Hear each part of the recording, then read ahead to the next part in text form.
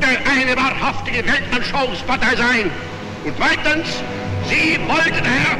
Stop thinking and follow me, cried Hitler. I will make you masters of the world. And the people answered, Heil! September 30th, 1938. Munich. 3 of the most powerful men in the world walked out of a building and into the cameras. Neville Chamberlain, Prime Minister of Great Britain, Édouard Daladier, Prime Minister of France, Benito Mussolini, Dictator of Italy. They had just signed an agreement that handed Adolf Hitler a piece of Czechoslovakia without asking Czechoslovakia. Chamberlain flew home to London and stood in front of a crowd of thousands, waving a piece of paper. He said the words that history would never let him forget. Peace for our time. The crowd cheered. Now, here is what that moment actually was. It was not peace. It was 3 of the most powerful leaders on earth doing something that should have been impossible. Something that their populations, their militaries, their advisors, their own instincts told them was wrong. They gave a man everything he asked for because they were afraid of what he would do if they said no.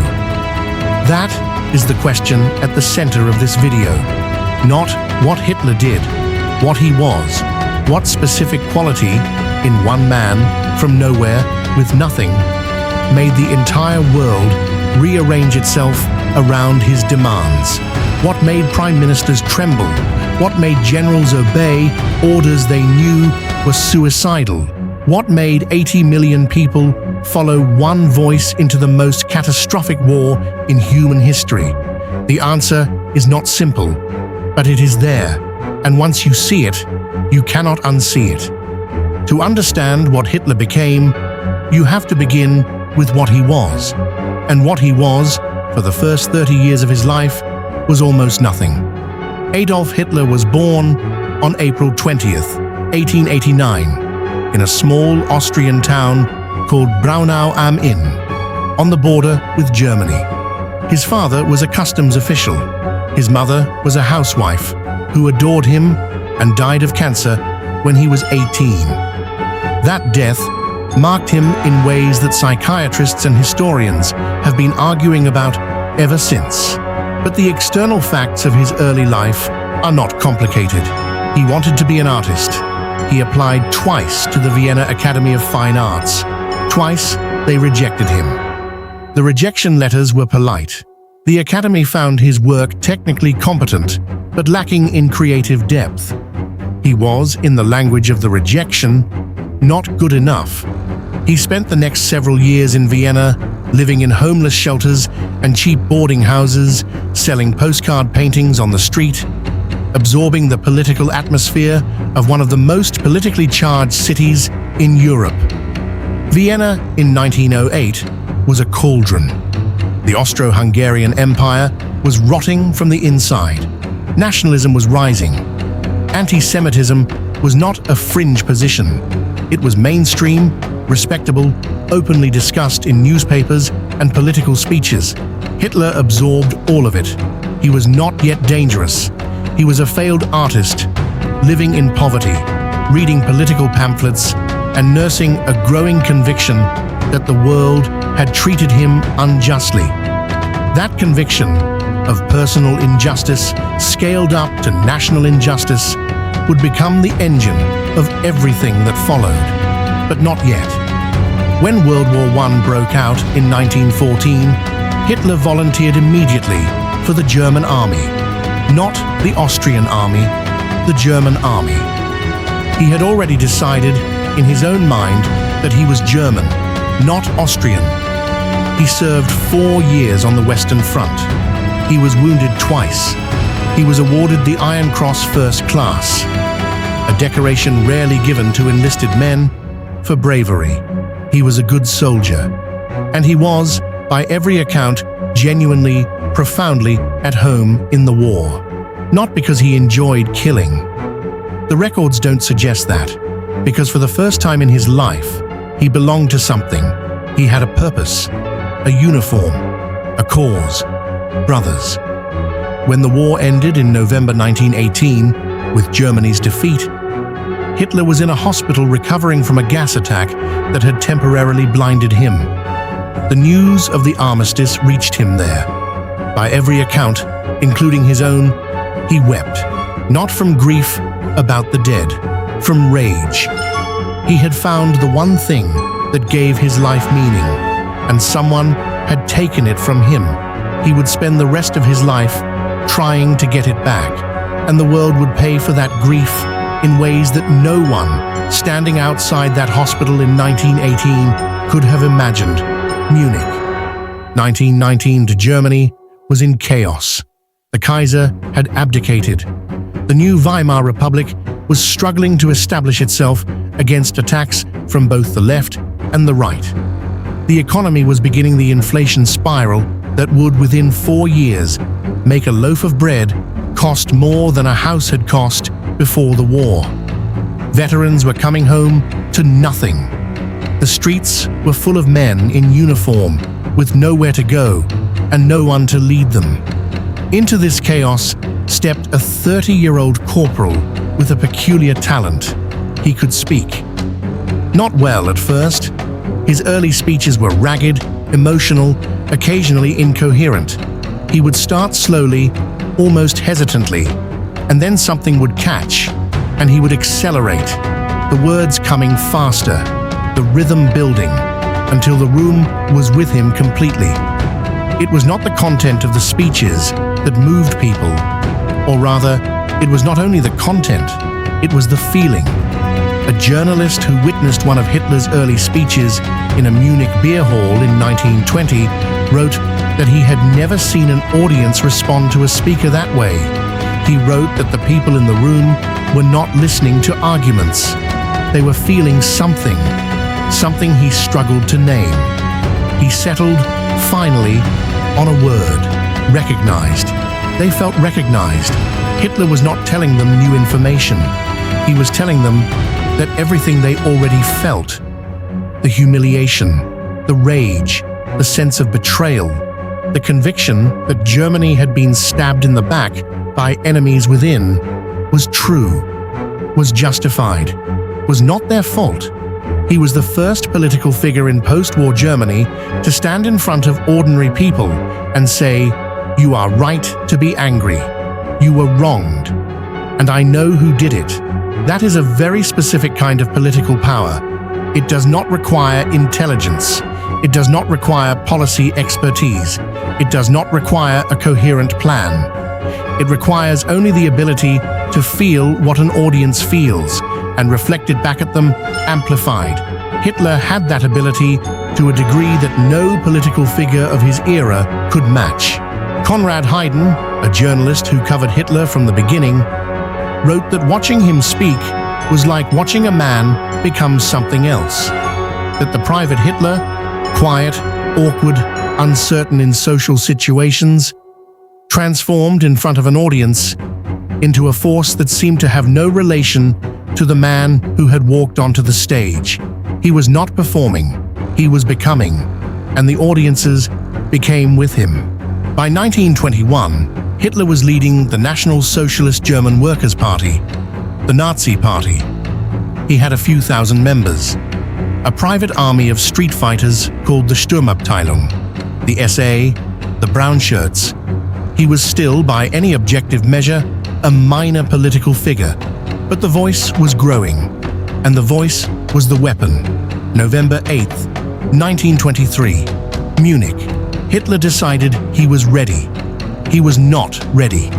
The beer hall putsch, Hitler's attempt to seize power in Bavaria as the first step toward overthrowing the Weimar Republic, failed within 24 hours.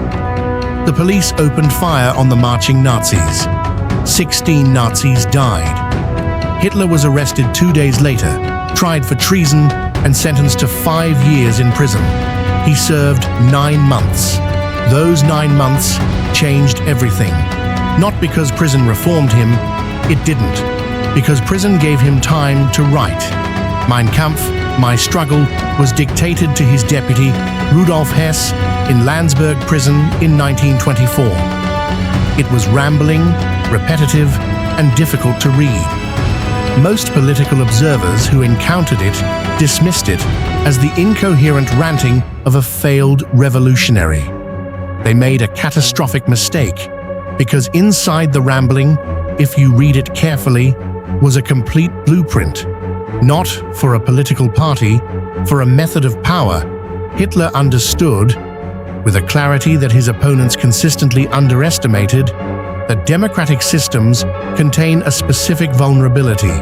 They require the consent of the population, and the consent of the population can be manufactured through control of information, through the creation of enemies, through the promise of restoration, through the performance of strength.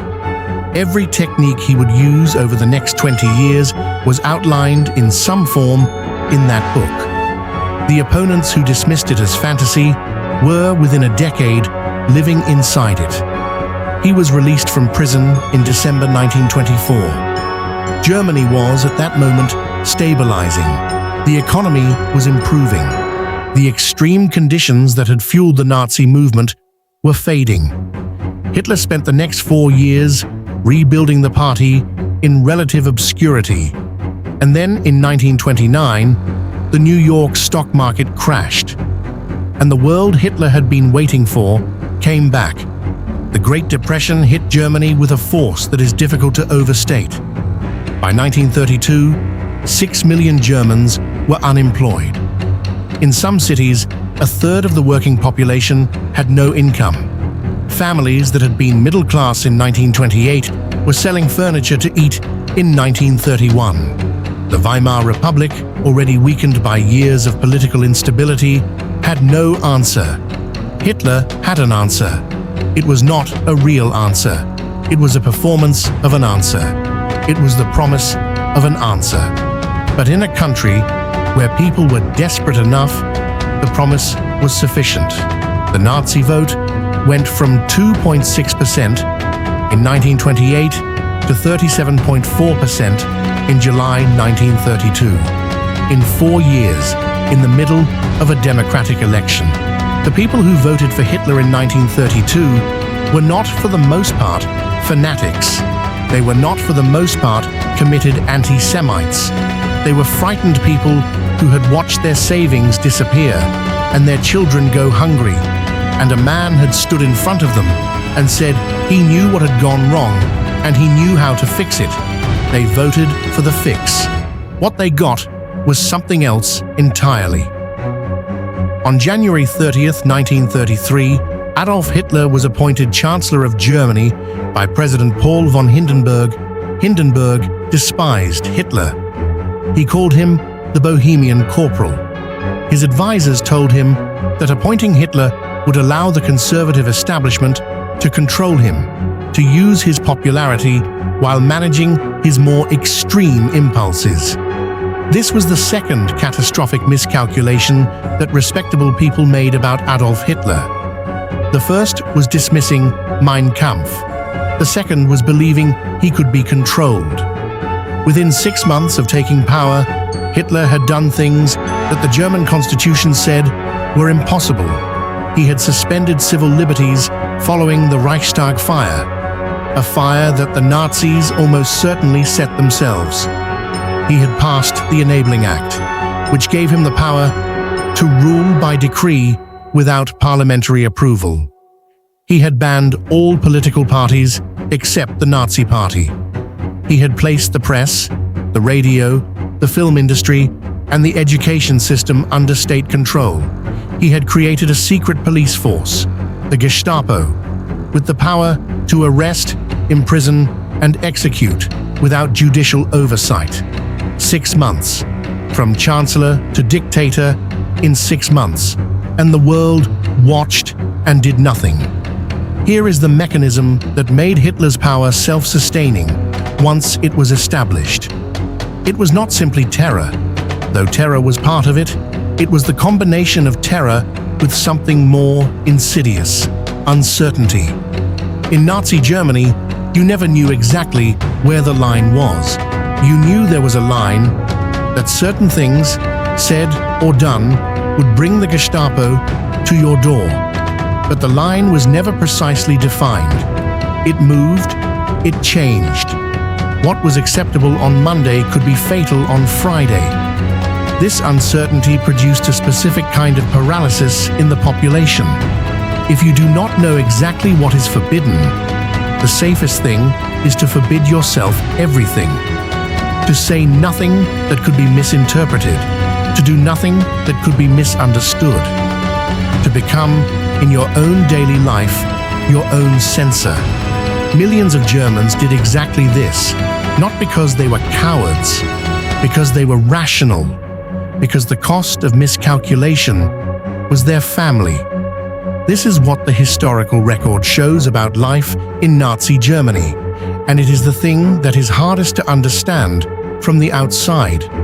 Most Germans were not enthusiastic Nazis. Most Germans were people trying to live their lives in a system that made certain thoughts, certain words, certain associations existentially dangerous.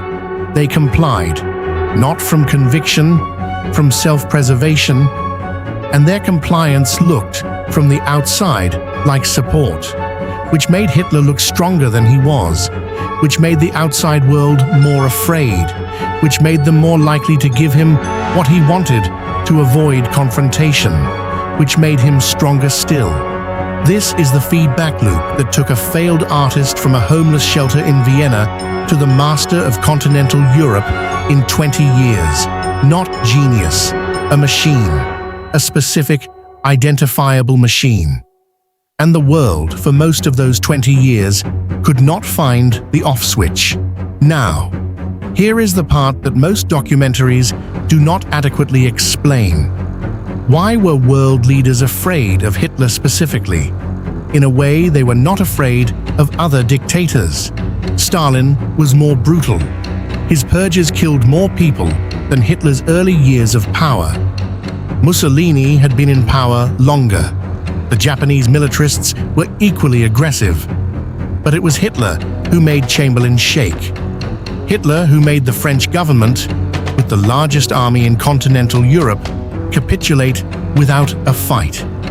Hitler who made the entire diplomatic establishment of the Western world perform an extended exercise in wishful thinking that historians would later call appeasement. Why him? There are 5 reasons. The first is speed. Everything Hitler did, he did faster than anyone expected. The seizure of power took 6 months when everyone expected years. The rearmament of Germany happened at a pace that German military planners themselves said was impossible. The occupation of the Rhineland, the annexation of Austria, the takeover of Czechoslovakia, each happened before the world had finished reacting to the last one. Speed, in politics and in war, is its own form of power. It denies the opponent time to think, to organize, to respond. Hitler moved at a tempo that the democratic governments of Europe, with their parliamentary debates and their committee meetings and their public opinion concerns, simply could not match. The second is commitment. Western leaders in the 1930s could not believe that Hitler meant what he said. This is not stupidity.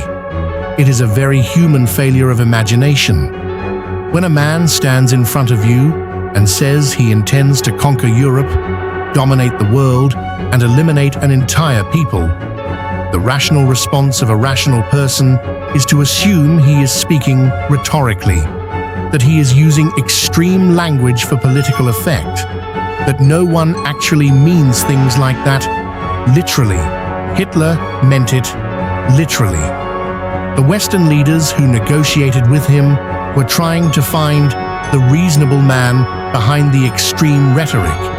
They were looking for the point at which he would be satisfied. There was no such point.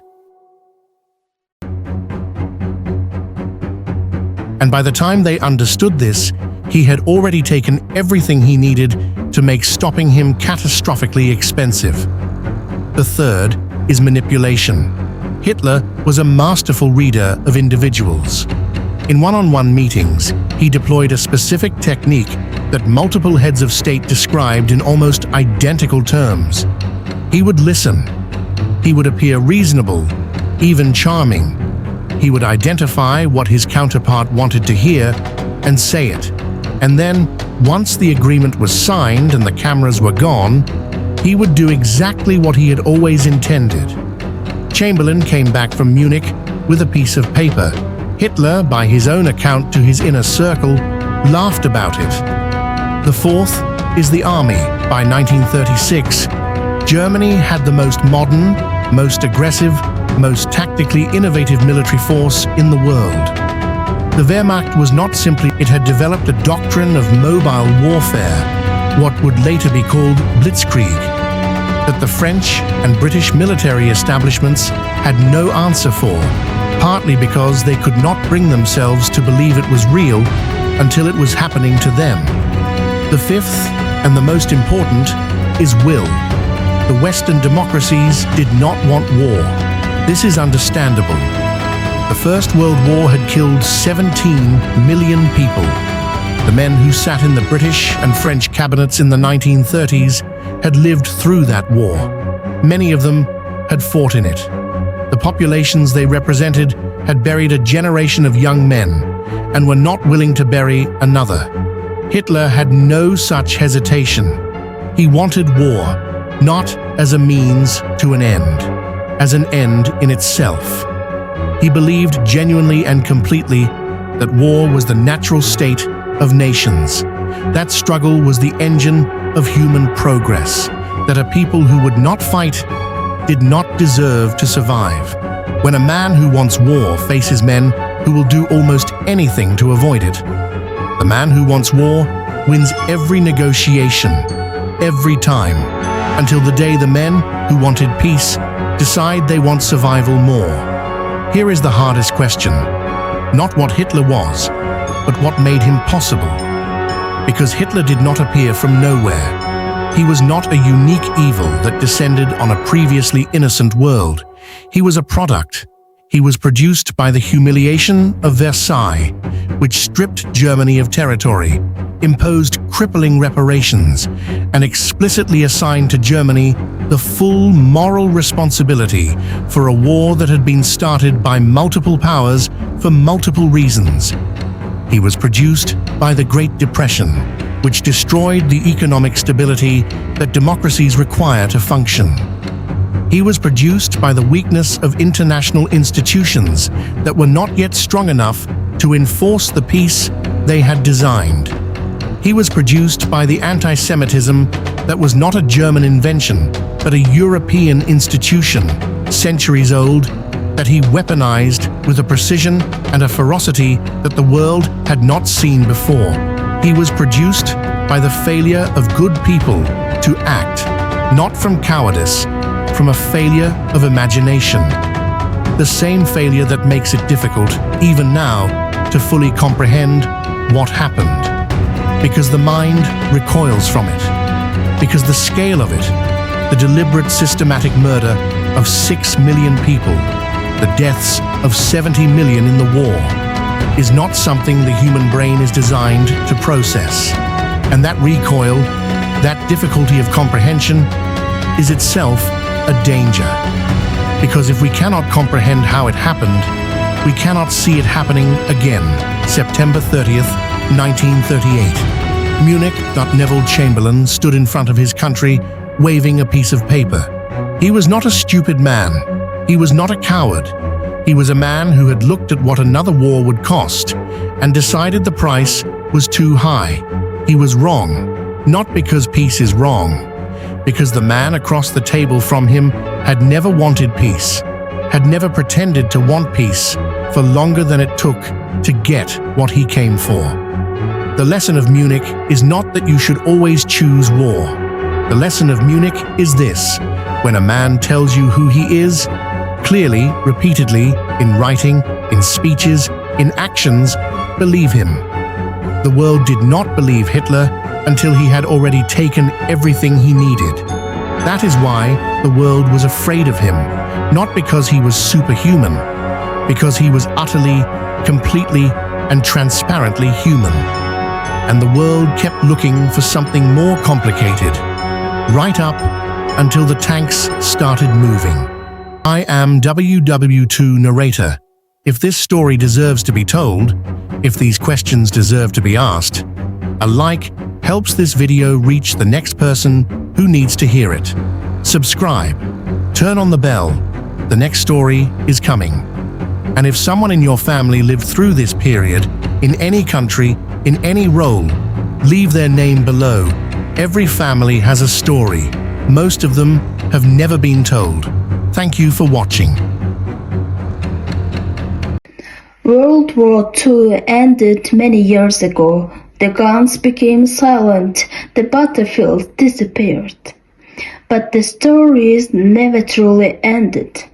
Millions of soldiers fought in this war. Some became heroes, some were forgotten. Many never came home. Behind every battle was a real person, a young soldier far from home, a sniper waiting in silence, a pilot flying through fire, a medic trying to save lives in the middle of chaos. This channel is made to remember those people and tell the stories history often forgets. Here on this channel, we bring you real stories from World War II. Stories of courage, fear, survival, sacrifice, and war. If you enjoyed this video, please like, subscribe, and turn on the bell so you don't miss the next story. Your support helps this channel continue sharing these forgotten moments from history. And if someone in your family fought in World War II, feel free to share their story in the comments below. Every family has a story. Every soldier had a life. Thank you for watching this channel, and remember, history should never be forgotten.